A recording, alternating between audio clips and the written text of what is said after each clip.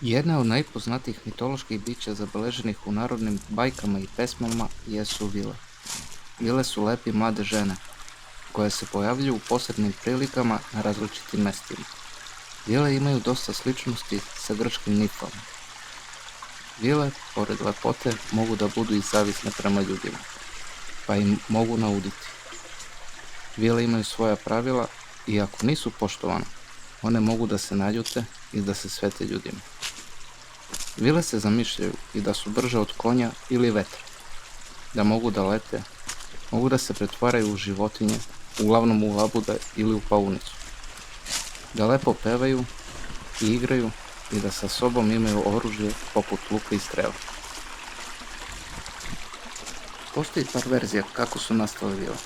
Jedna je da su oni duhovi prirode i da su nastale od rose ili od sunčevih zraka, ili da su nikli iz zemlje poput sveta, ili na kult mrtvih ili duše predaka, i da su to bile prelepe mlade žene pune života, koje su prerano umrle.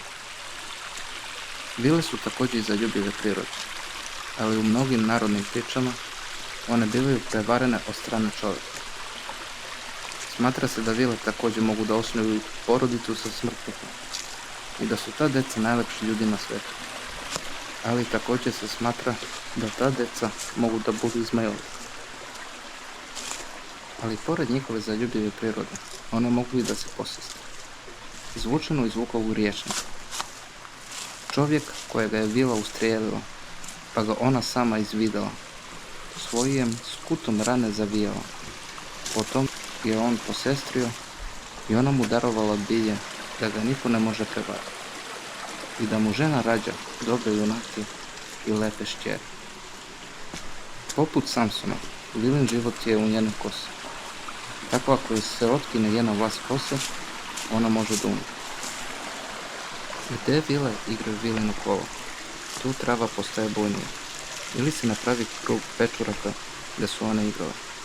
Ako proba te pečurke ili uđe na mesto gde su vile igrale, čovjek može da poludi, po vilenu. Ali ako neki čovjek nabasa na vile dok igraju njihovo kolo, on može da nastrada.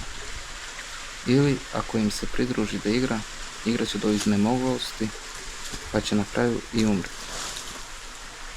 Vile mogu da se svrstaju u par vrsta, a to su vile iz Vorkinje, vile biljarice, gorske vile ili planinke, hamadrijade, one što žive na drveću, vile oblakinje i tako dalje.